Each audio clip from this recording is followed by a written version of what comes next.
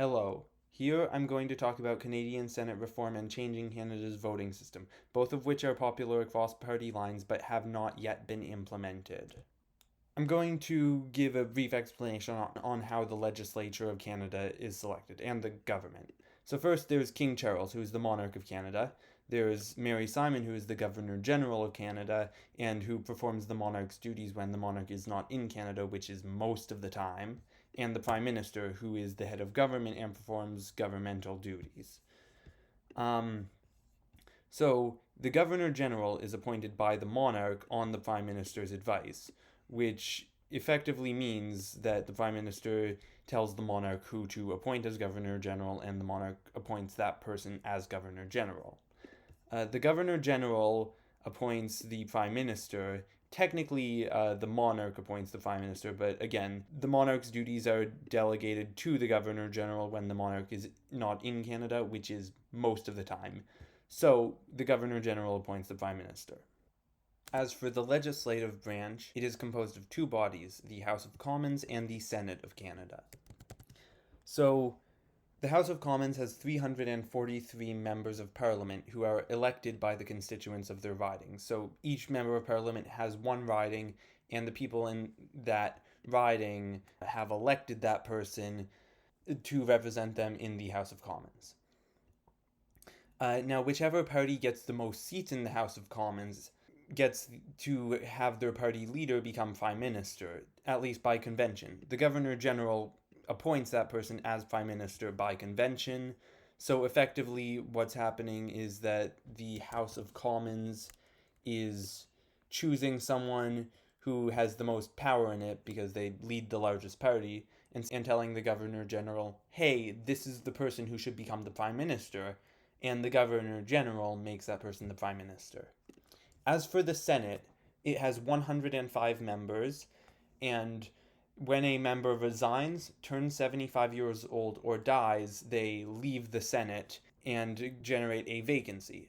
So the Governor General appoints senators to fill those vacancies, and the Prime Minister has to advise the Governor General on who to appoint. So the Prime Minister tells the Governor General, hey, this is who I want you to appoint, and the Governor General appoints that person.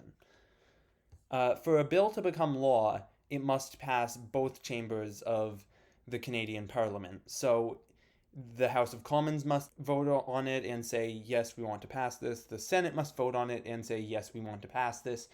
This means that the Senate of Canada can, in theory, blockade legislation by just saying no whenever a bill that they don't like comes their way. While we're on the topic of the Canadian Senate, we should go a little more in depth on it. So, one of its purposes is to fine-tune legislation. So, when it receives legislation from the House of Commons, it just goes over everything, adds a bit of detail if necessary, and sends it back to the House of Commons for final approval. It better represents the small provinces of Canada. It has more seats for them because they're smaller provinces and, as such, don't get as much say in the House of Commons. And it represents minority groups because, unfortunately, people are less likely to be elected if they are a member of a minority group. However, because of how the Senate works, people are appointed, not elected, to the Senate, so it's able to represent minority groups just fine. So, some benefits: it can prevent extremist laws from passing, generally considered to be a good thing. Senators don't need to worry about party approval, so they can't get kicked out of a party and then have pressure put on them to get reelected, because senators don't get reelected. They are appointed once and then remain there until they turn 75, resign, or die. There's a wide range of perspectives from senators.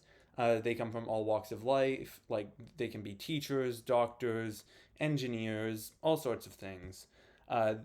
So you get a ton of perspectives. There are some problems with it, though. It can blockade popular or necessary legislation. So, for example, if there's really popular legislation that the House of Commons passes, the Senate's just able to look at it and say, no, which problematic in a democratic society, because how do you even get it past the Senate? You don't. You just do not.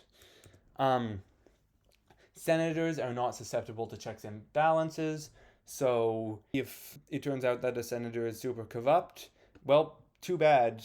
You appointed them, they're staying there whether you like it or not. And finally, the Senate doesn't really do a lot relative to the House of Commons.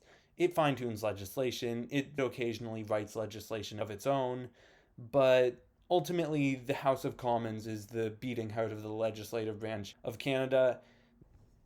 So, what if Canada were to reform to an elected Senate? That could solve some of our problems as is. So, if we were to reform to an elected Senate, the main purpose would be to make the Senate and Canada more democratic, because we would no longer have a House of Parliament that is able to block legislation without even being elected. So, the benefits, it would end the current problems with the Senate. However, it would create new problems, such as minorities being less well represented, because minorities tend to fare worse in elections than people who aren't members of any minorities. And the Senate would functionally become the same as the House of Commons if we used the same voting system. Then we would just have two Houses of Commons, effectively, which seems inefficient, and it would probably be better to abolish the Senate entirely. To pivot back to the other focus of this video for a moment, Canadians voted like this in the most recent federal election, which led to a House of Commons with a different composition. So the Conservatives got a similar number of seats as they got popular vote. They got 42% of the seats with 41% of the vote. The Bloc Québécois got 6% of the seats with 6% of the vote. The other parties don't get similar proportions though. The Liberals got 49% of the seats with 44% of the vote, which is a pretty significant uptick, while the NDP got 2% of the seats with 6% of the vote, only a third of what would be expected in a proportional representation system, and the Green Party got a single seat, accounting for 0.3% of the seats, with 1% of the vote. Again, a third of what would be expected. That wasn't perfectly proportional, but it wasn't too bad. Like, all things considered, it could be a lot worse. But it has been a lot worse in the past. In 2021, the Liberals got 32.2% of the vote, but 46.7% of the seats, which is a huge increase. Meanwhile, all parties that weren't the Liberals, Conservatives, or Bloc Québécois got over 25% of the vote in the same election, but only 8% of the seats, which is such a massive difference in terms of proportion. That's 25% of the voters got 8% of the seats for their votes. In 2015, the Liberals, despite getting under 40% of the popular vote, got a majority government. And so despite about 60% of people having voted for a party other than the Liberals were able to do whatever they wanted for their 4 years of a majority government. Similarly, in 2011, the Conservatives won a minority of the vote, but got over half of the seats in the House of Commons, which meant they were able to do whatever for 4 years without oversight from the other parties. So it has been a lot worse in the past than it was in the 2025 election. The current voting system's purpose is to be democratic, and there are some benefits to it. You have representation based on who you could have voted for. You have easy majorities, which means a lot can get done, and the opposition parties can't stop legislation from passing when there's a majority government. And minority parties get more representation than in a winner-take-all election, but this holds true for almost any parliamentary system that has elections, so it's barely even a benefit. There are some problems with it, though, which is that parties can win elections without the popular vote. Easy majorities mean that there aren't any checks on government frequently, and the fact that majorities are able to be won without a majority of the vote means that legislation can be created and passed with a majority of people in Canada never actually wanting that legislation to be passed, which is undemocratic. So, for a quick overview of changing the voting system to proportional representation, the purpose of it would be to have the parties of the House of Commons have power based on consensus rather than just by what seats they win. So the benefits, Laws passed would require a national consensus. So 50% of people voting would need to vote for the parties that would pass the laws. Vote splitting would become less of an issue. If you want to vote against a party, then voting for any opposition party, not just the one that has the best chance of beating them, would work. And smaller parties would stop being as underrepresented as they are now. However, there is a problem with this, which is that MPs would become more accountable to their party than their voters. Presumably, MPs would be appointed by the parties based on vote share, which means that parties can just keep a really unpopular guy with them, but can repeatedly appoint that person, rather than that person's voters deciding, you know what, we don't want this person as our representative, we'll get a different representative. And you all can already see a soft version of this in our current system, which is with Pierre Poilievre. Pierre Poilievre lost his seat.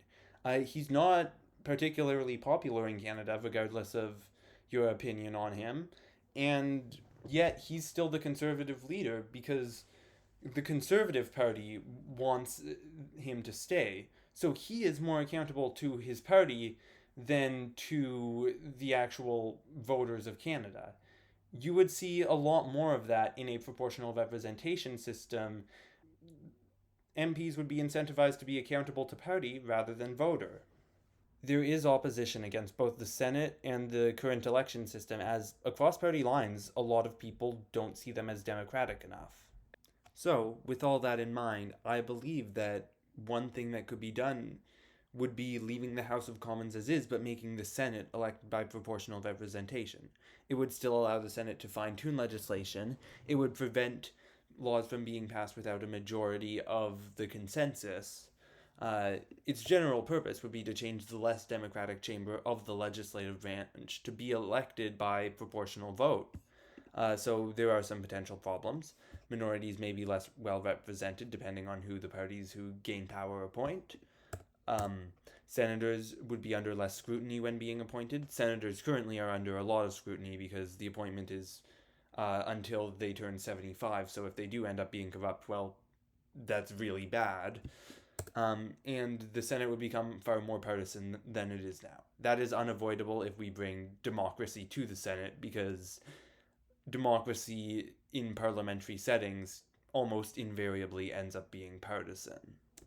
However, there would also be a lot of benefits. First of all, the Senate would become unable to blockade legislation without suffering from it during elections. Senators would become susceptible to losing their seats, which I view as a good thing because that means that they actually have to do well or risk losing their power. Everyone would still have a member of parliament that they could directly contact for political matters. Laws would be unable to be passed without a majority consensus in the elections. Smaller parties would get their fair share of seats. The Senate would do more, as the senators would be appointed to do things, as opposed to right now where they're basically appointed to make sure that the House of Commons passes legislation that isn't unclear. The smaller parties of the House of Commons would likely see a surge of support as proportional representation was implemented in one area that may indirectly make people more willing to vote who they want to vote rather than strategically voting. When no party gets half of the consensus vote, the parties would need to negotiate to pass legislation, and vote splitting would become much less of an issue because proportional representation. Now, one final thing I should go over is what could go drastically wrong with this. As the House of Commons wouldn't change, any new problems would need to arise because of the change to the Senate. So, one potential problem, if more than half of all voters voted for an authoritarian candidate in an election, there would be close to no oversight. Counterpoint, authoritarians seldom win that decisively, and even less so if the voting system is proportional. An unpopular senator could remain in the Senate for decades if party leadership kept choosing to keep them after each election. It's almost the same as the House of Commons right now. For example, Pierre Poilievre staying in the House despite losing his seat. The smaller provinces will be less well represented relatively. That's true. However, senators don't currently have the functional power to do much for the provinces. and they're not appointed by the provinces, they're effectively appointed by the prime minister, so that doesn't really change anything. The Senate starts blockading budget legislation that enters it to force very frequent elections. That's a problem that could arise. However, governing parties would need to negotiate with smaller parties or risk losing power. So this inherently would also be a bargaining tool for smaller parties, which I think could be a good thing. Plus, if a smaller party keeps forcing an election over and over, they will likely lose some popularity. So, in conclusion, changing Canada's Senate to be elected would cause problems. That is inevitable. Any major change to the government structure will solve some problems and cause others.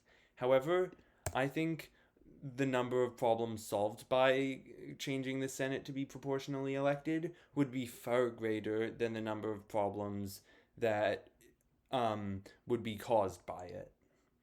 And a final note, I think that it is likely that in the next few decades we will see the Canadian Senate be reformed, and when that happens, it can't just become another House of Commons. The House of Commons gets majorities too easy, and if you get majorities in both chambers of Parliament, then it's very easy to pass legislation that otherwise wouldn't be passed, such as bills restricting abortion or voting rights or some other such thing.